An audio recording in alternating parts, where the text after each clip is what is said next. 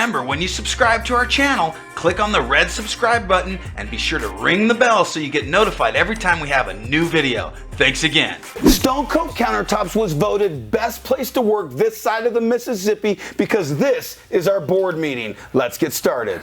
You know who voted it best? I did. We're using our normal Stone Coat Countertop Epoxy. We've mixed that up at a 1-to-1 ratio using a drill for 2 minutes. We've sanded our MDF. We've got 2 coats of paint and primer in one, and that was sanded with 220 grit. We're using a couple of additives. We're using our blue earth and our bright silver. We're going to mix this in with the epoxy. We're going to spread our clear epoxy using a 1/8 by 1/8 square notch trowel. After we've spread it, we're going to chop the surface using our chop brush. After that, the fun begins. Let's get started. Hey guys, in this video we use multiple different spray paint colors to create an amazing epoxy piece.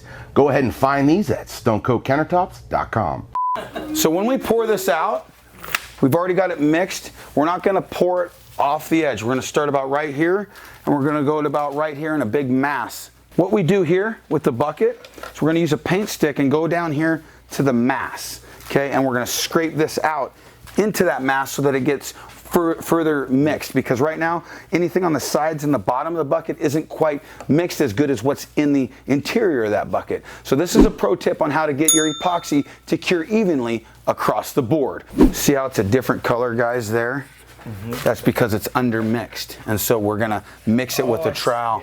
And all you're doing right there is just trying to mix that around. You're not trying to spread it yet. I'm gonna start here in this mass, and I'm just gonna pull it.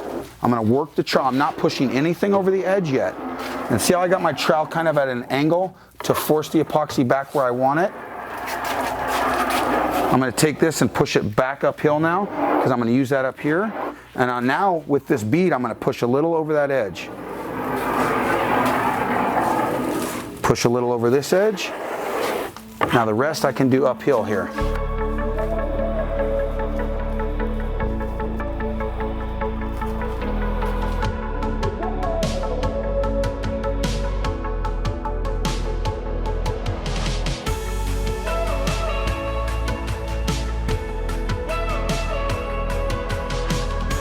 We're going to take this gloss navy blue and we're going to do black. I'm going to take my hand, I'm going to move this together, okay? I'm creating a frame for a river here, okay, for another color.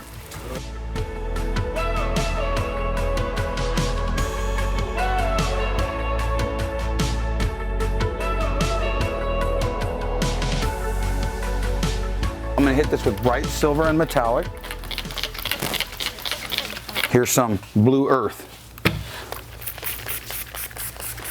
Now I'm going to take my hands again and do that again.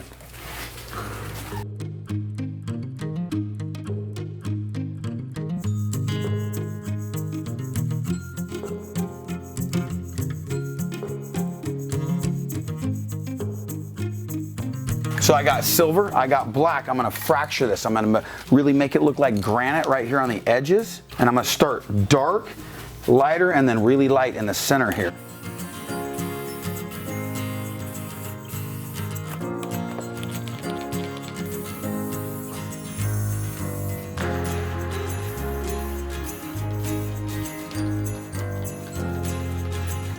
All right, so we're gonna do some light colors in the center here.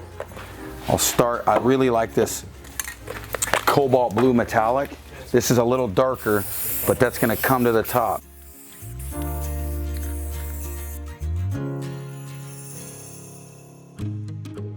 Cobalt blue.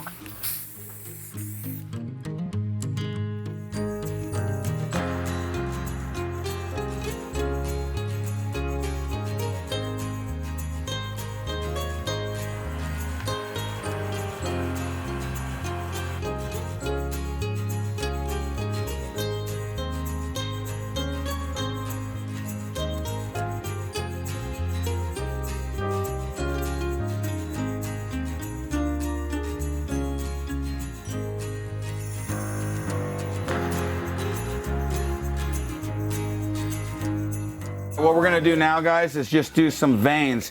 When you do these veins, this has been sitting in the bucket a little bit, so it's starting to be a little thicker, and that's okay. That's kind of good. This works even better if it's completely gummy. If it's like taffy almost, because you can get it to not travel. This will travel and look okay, but this is a really quick and dirty way to emulate our labradorite piece. Have you guys seen that video?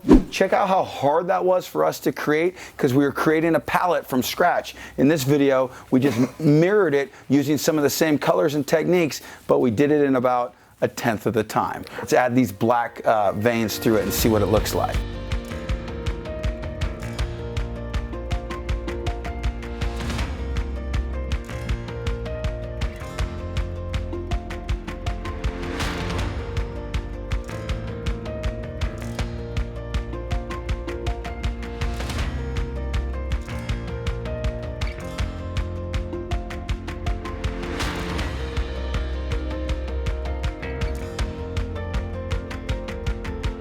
Question of the day, guys. Do you like our piece before the veins or after the veins? I think this was hands-on training at its finest. Did you guys have fun? Oh, yes. Guys, so Paul, you asked about this piece behind us. Yep. And we used some of those same techniques and colors, incorporated into a matching piece. This would go good on a job site together, wouldn't it? Oh, they'd match.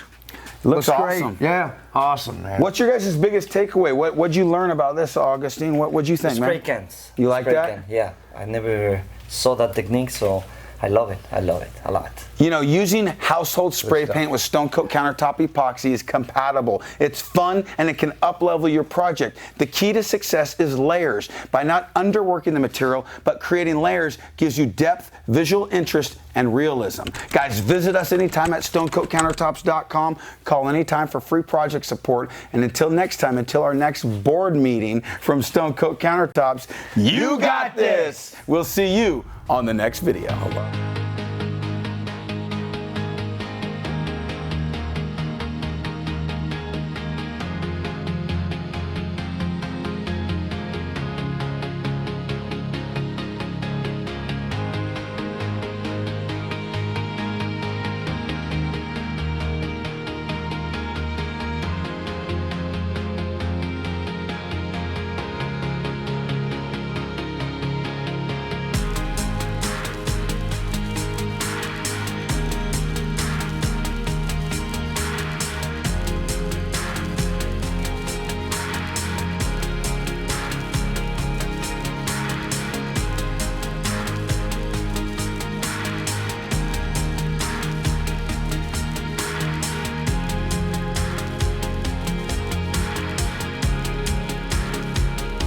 Thank you guys for watching another Stone Coat Countertops video. Now if you want to have another in-depth look at how to make this project recipe, click this link right here for a scrollable, printable, downloadable PDF.